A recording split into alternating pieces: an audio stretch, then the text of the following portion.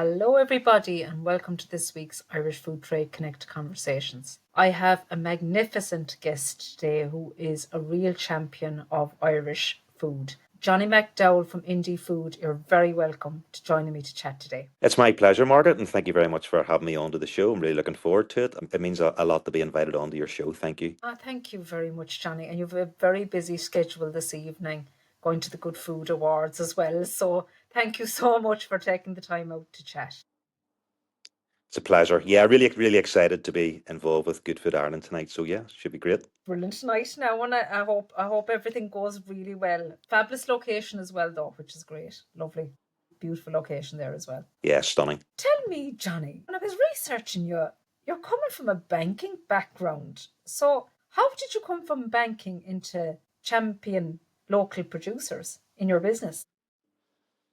Yeah, probably a good question, Margaret. But maybe like a lot of people over the years, you kind of pivot into something you really find the passion for. Personally, I grew up as the son of an accountant, but also a shopkeeper. So I had my sort of early days growing up in a corner shop, but also cooking with my mother as well, and my grandmother. So always loved to cook, but I then followed my father's path into a bit of accountancy in both Dublin and Belfast, and then further overseas in the developing world. Like I sort of formed an interest for microfinance, small savings, small loans. So disappeared out to really the South Pacific, Vanuatu, and where I was out there helping some of organizations do basically internal strengthening. As part of that, you worked with mamas groups or groups of females who had little micro businesses, and many of those were, I guess, they were artisan food businesses, whether it be taking lap yams, whatever it might be, to market and selling them. And it was an island economy.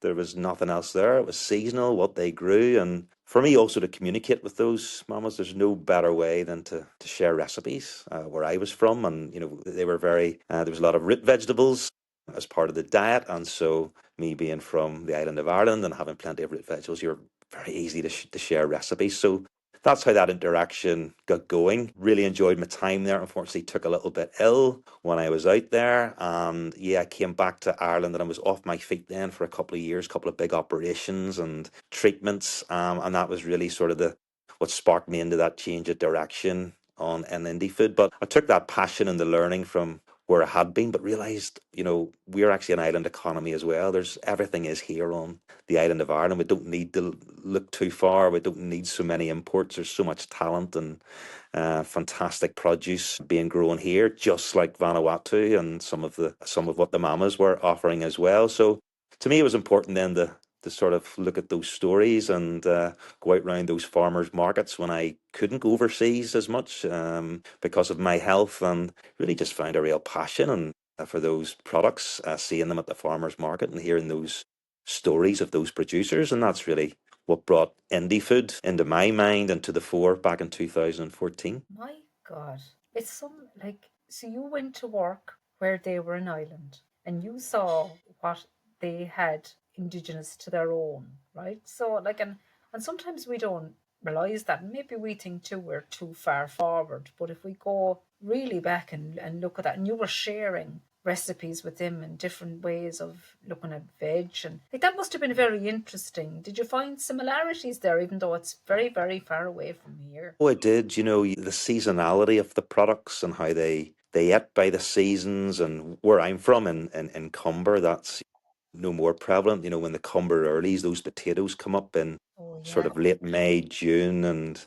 the farmers working with the seasons and all their crops. It just, yeah, it really brought to mind how we've changed our habits, and people have looked for those consistency in products all year round and forcing the seasons, and bringing imports in to sort of bridge those gaps. But yeah, the food's all here, so eating with the seasons and being excited when the new crop, whether it was mangoes there or avocados or, as I say, yams, or eating lap. Yeah, it was just fascinating to see, and it really brought me back to sort of my roots in Cumber, in the countryside where I came from when I growing up and eating with the seasons as a youngster. Yeah. Do you know you said a very good thing there, and there's a lot of debate on social media at the moment, and it's actually probably a lack of education about seasonality, right? And I suppose my background, a lot of it is fruit and veg. And, a lot of producers are getting crucified maybe for import and stuff. But we just simply, there's a seasonality here that we grow certain things at certain times. And we can't grow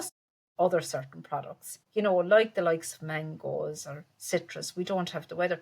But I think you hear a lot of people on, social media saying, oh, well, they're importing this and they're importing that. But they might need to import it to bridge that gap. Do you find that? Do you find a lot of people are saying, "Well, I can't find Irish now. I can't find it." So it's shocking to me because I suppose we yes, we are a whole, we're an island, but we don't grow or produce everything because we simply can't. So it's just something I don't know. Do you see that in across your business that people ask you them kind of questions? Well, yeah, there's obviously social media sets so many trends for people and buying trends, and people want something, they want more. They don't want to particularly look locally and what's around them. They are not led by the seasons, they're not led with what's produced around them. We were good at listening to Mother Earth and the environment and the rainy season and the cold season, the hot season. But yeah, this sort of forcing the issue as such to bring things in, driven by consumer demand, and that's one thing. But it would just, I think, our job is what we do in indie food and here in the island of Ireland is just really reinforcing those messages with young people to show them what we do have and what we can be ultimately really proud of. Tradition, I think, is trendy. Like some of our, whether it's baking soda bread or producing homemade jams or loving Comber potatoes or cheddar cheese, whatever it might be, that's trendy to me. And it's just about bringing those back into the fore and making sure that maybe making mango delight or guacamole every day of the week. It doesn't have to be. It can be more, maybe a bit more of a special treat. I understand people enjoy different recipes, and there's a lot more different cultures, of course, have come here, and that's made our food actually really exciting here in Ireland. That's true. What I find really exciting, you've got a lot of especially I'm going to say like the coffee, the chocolate. They obviously have to bring in raw materials because we don't grow cacao, we don't grow coffee beans here. But what they're actually doing with that product, then the green bean, for example, or the raw cacao, and producing and roasting their own wonderful coffee here, or making fabulous chocolate, bean to bar chocolate. Those are the real exciting stories, as well as those other influences for people who have travelled now out of Ireland and perhaps have married somebody or just brought them back to Ireland with them, or they've actually come here from another country and brought their influence with them. So when I again started indie food 10 years ago, it wasn't as multicultural. I'm going to say that the shelves of our shop, but when you look at them now, whether it be condiments from Japan or spice mixes, influences from Mexico or India or the likes. It's fabulous to see, and yeah, long may it last. And it's just about us telling those stories. So tell us about indie food. So you're in operation over 10 years. Yeah, and indie food, the name people often ask us what does Yeah. that mean first of all. So indie, it's twofold really. We're independent and proudly so. We're not on mass scale. We have two shops in Cumbria and Belfast and also online, but we're also proud to stock indie or indigenous products as well. And we like to be a bit edgy too. I'm going to say like modern Irish food is as well. The indie food movement was something um, that I had noticed sort of happening, especially in the States, sort of over 10 years ago. A lot of the supermarkets there had probably bastardized the word artisan as an artisan food and production. So much so that artisan food was just it become the norm. It become everywhere. So there was a bit of a movement called indie food or independent food, a bit like you have indie music or indie cinema, those sorts of things. So it was all about doing something a bit different and being independent, not being afraid to be different, and being proud of to do something, and to try to be innovative as well, to try something different where it might have been, say, that raspberry marmalade, it might have been, I don't know, raspberry and prosecco or raspberry and champagne or something like that. So people trying different things in the things. And really, that's the story of where the name indie food came from anyway. But it was really about I think I touched on it earlier with my travels to those farmers markets. It was trying to get their stories, which I really enjoyed and still really enjoy. I love people, I love where I'm from, and I love those markets. And I was trying to bring those farmers markets into probably a retail environment, and being able to share that then with customers as well. Yeah, that's a very interesting fact because a lot of people that I speak to that they would have kind of started in the farmers markets, they find it tiring. they find it tiring, and I suppose you travel quite a bit to different places. So having that sweet spot of a retail who's and a retailer like yourself who's very, very engaged in what you call, which rightly so, to be careful of the word artisan, because when does it become non-artisan? And I think that's a very valid point you've just made, because sometimes I speak to producers and they're no longer artisan, or and some producers want to stay artisan. It's their speciality. So how many products do you list, or how many suppliers do you list, or do you have a way of listing people, or do you specifically choose the type of suppliers that are stocked in indie food? Yeah, it's a great question, Margaret. I think at the moment we have around 150 different producers from around the island represented.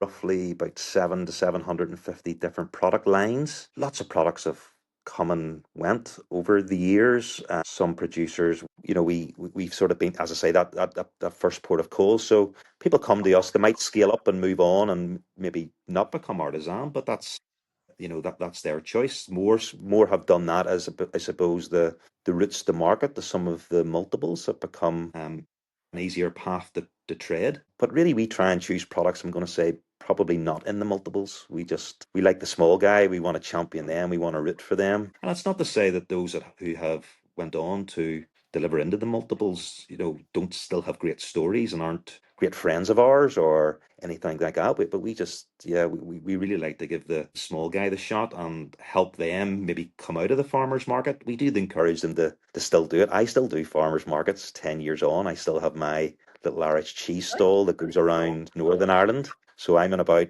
and about every weekend, and it's a great way for me to keep my ear to the ground and also to see what new products are out there. But to meet the suppliers, to meet those artisans, to meet my customers, and yeah, just talk and tell stories and yeah, hear all about what's going on. So I think that's still a really important part of the business for me. And I'd encourage any, again, small artisan producer who's starting out to get out to the farmers markets as a test bed. I'd also encourage them to get out and do tastings. It's wonderful when they come into our stores and they engage with our customers, but more importantly, probably engaging with our staff. There's 12 of us now in indie food and all real passionate, I'm going to call them foodies, who really enjoy cooking and the products that are on our shelves. But especially when a producer comes in, you can see everybody's, the ears pick up and they listen and they then they repeat those stories onto our customers as well. They're often then swung. They might be a bit biased if there's a couple of similar products on the shelves, but they'll champion the product of the producer who has come into the shop, maybe delivered their good, or else they've come and done a tasting. It's a great thing to do. And I know we're based up here in around Belfast and also in Cumber, but I just find it really heartwarming and amazing how many producers from around the island of Ireland travel up to us to do tastings and to want to work with us. It's a really nice feeling, and it's great for our staff and our customers.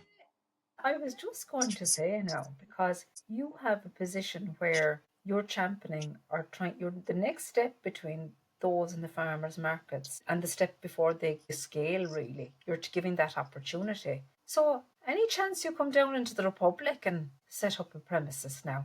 And I might be putting you on the spot there now, but Sure. I'm just seeing a gap. You're covering a gap there in the market for sure. Yeah, you never know. I would never say never.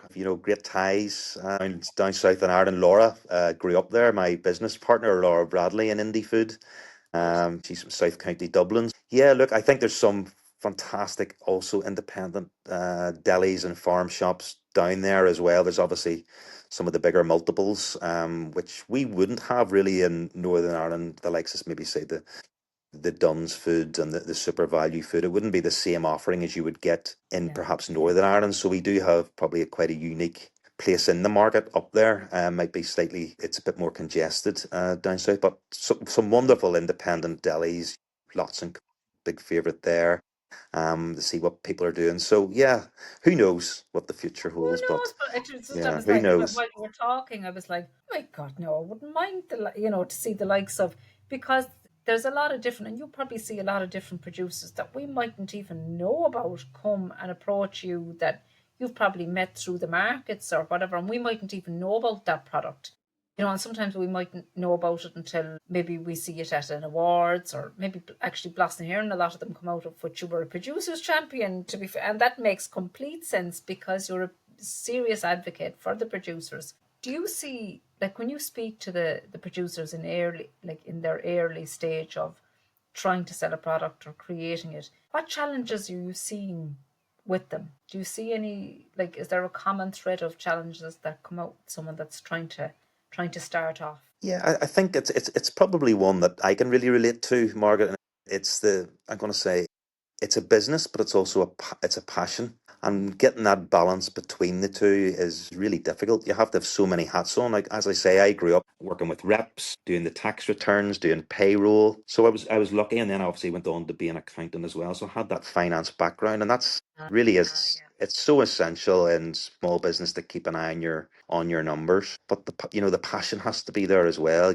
Make that product to get up every day and maybe collect the milk to go on to make cheese or do whatever to stir that pot. So I know it's a fine balance, but yeah, knowing your numbers is huge. I think what has become so much more prevalent again over the last number of years, and it's more Laura's bag in indie food than mine, is having to be on top of your social media as your advertising tool, your marketing tool to get yourself out there. As I say, there's nothing quite like face to face. So I still in the shop and doing the farmers markets, and Laura doing the same. You still have to be out there, but being able to have time and the energy and the impulse to do your social media is so critical to any business these days. And then the other big one, probably getting yourself noticed on the shelves, having great, it's you can have a great product, but it mightn't be displayed well, have good labeling, graphic design, packaging. It's so essential now. But what I will say now, over the last 3 or 4 years, that has really, really went up, and it's great for us again as a retailer. Okay, yes, we're there to tell the story and to sell your product for you, but there's nothing quite like having something that looks really, really good on the shelf with something really, really good inside it. So I'm glad to say both, on the whole island of Ireland, those levels have really come up, and it's probably thanks to the likes of some of the schemes run by some of the local councils and Board B and Invest NI, but also the likes of especially Heron, to what Artie and Fallon have done down there, and those workshops they put on that, help give little guides and leads to those food producers as well, and put experts in the room with them to help them through those. So to me, that's great to see. So yeah, that's some of It the is, and advice I I give. think, like, and I think this year's Blasnahearn has probably been the most successful. Yeah, like, I mean, unbelievable.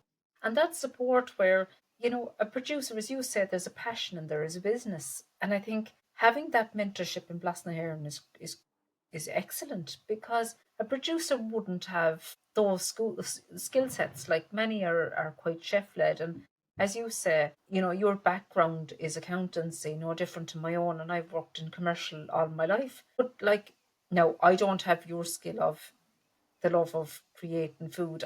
I love to see the producers. No, it breaks my heart to see anyone losing money. I absolutely, or they're not getting enough sales traction to keep it going. But the packaging and the way it's like anything, we buy with our eyes, and, like, until we taste something, we won't really know, like, will we repeat buy it. But the initial buy is buying with our eyes. So I think that's probably something that you're so dead right, it has come on because it had to come on, it really had to. And even that support for the artisan food producer that Blasna here and give has given a lot of that, and the social media support, that, like, if you're not visible on social media now, no one will know about you. And that's, you have to be nearly your best brand ambassador yourself now. Do you see many producers that are selling to you that are strong brand ambassadors for their own brand? Yeah, very much so. Again, those levels again on social media have really come on, and producers linking in with the retailer, and we love that. We love if we're tagged or by a producer and them telling their audience of where they can buy their product.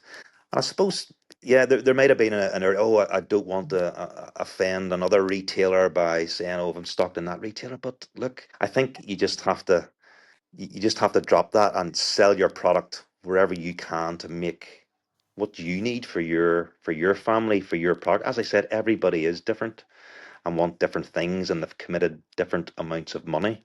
We've seen so many producers come and go, unfortunately, over the years as well. Some that have tried to scale up and tried to make it a bit bigger, and no harm in that. And sometimes there's no harm in learning from it and trying again for sure, but it can take its toll. Different sort of parts of contracts and that. So, yeah, it's always about being wary. But Blasting the Heron, you touched on it, Margaret, it's such a great meeting place to meet people who can give you advice. And I know Bloss is a particular long weekend, but there's more to it than that. There's great sort of road shows now and online resources and a community there. I know particularly up here in Northern Ireland how much the producers up there make a pilgrimage every year down to And it's the some distance, but there's no problem in doing it. Like everyone comes down. yeah, and they realize that the buyers who are put down there who are there to buy your product, and that's on all levels. Like obviously, indie food and small independents are there, and but there's multiples, there's exporters, there's importer, there's everybody there.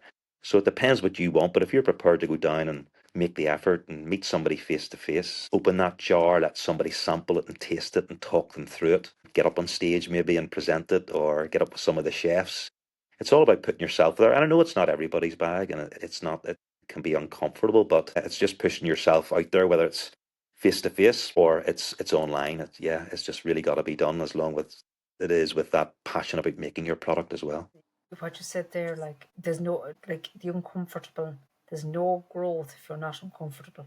And like I often kind of say that when I try to push myself certain times, you're not going to grow here now if you don't get out your own way. And like, and it can be the networking, but it's that personal touch, like, along with your socials. Like that's what people buy, and opening that jar and tasting it and engaging in the story. Like there's nothing like it. Nothing like it. Tell me a bit about cheese judging.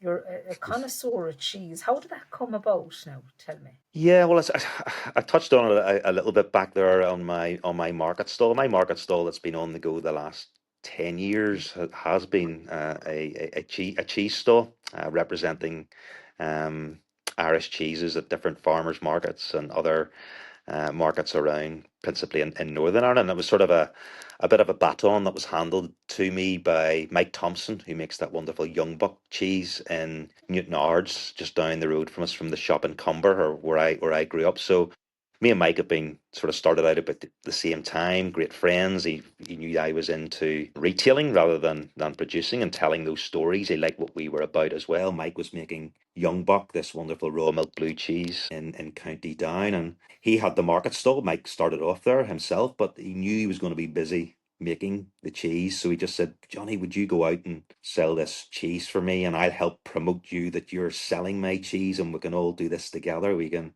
begin to educate people about Irish cheese, about raw milk cheese, about our heritage of cheese, and tell those stories. He says that would be great, and I'll support you. And really, that's where my passion for cheese came from. It was Mike sort of pushing me towards it, and then me getting to know those farmers and cheesemakers around the island and just loving the product. Also, he loves cheese myself. And then 2019, I was asked by the Guild of Fine Food or the World Cheese Awards, would I come out and do a bit of judging in Bergamo in Italy. That was my, this is now my, I'm off to Switzerland to Bern on Wednesday.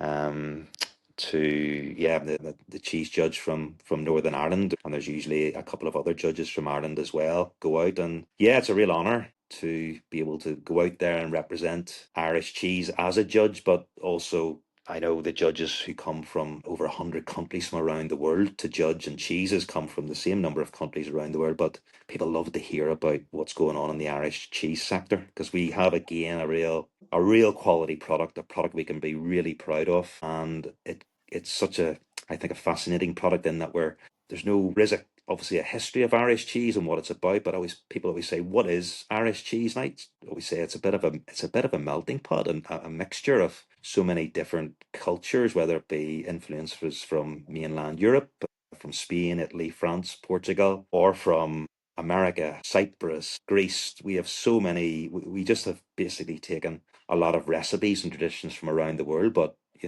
made these wonderful cheeses using our fantastic dairy from our fantastic farmers and cattle that we have here. So it's a really interesting product and really unique. When it comes to world cheese, we're not confined, and the other judges love it.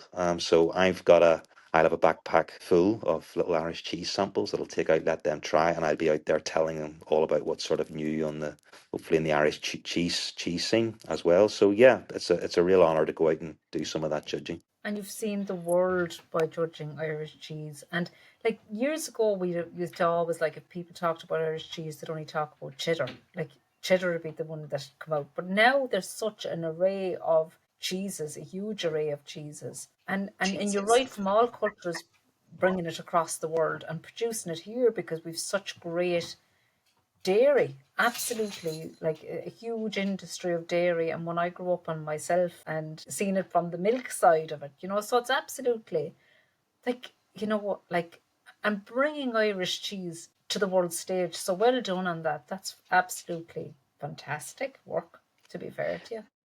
Yeah, and we've had some great successes there. You know, Margaret, we've had Tom Burgess there at Coolatin Cheddar. The last couple of years, that cheddar has been the top cheddar actually in the world, and it's a wonderful cheese. And again, all the judges who I get to work with are always asking about Coolatin Cheddar and the Mount Leinster. It's just a wonderful product as well. Have had great success both with their Cashel Blue cheese, their Crozier cheese as well. The organic version of Cashel, yeah, has again very popular with the judges over the years. And Centola, another great story and award winner, and Oh, Corleggy, based up there I in. love chatting to Siobhan.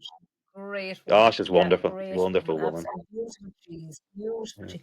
And like really like I mean, down in the real like in the most fabulous place in the world and just making cheese. Gorgeous, like right on a farm. Absolutely Yeah. beautiful. You couldn't see any nicer.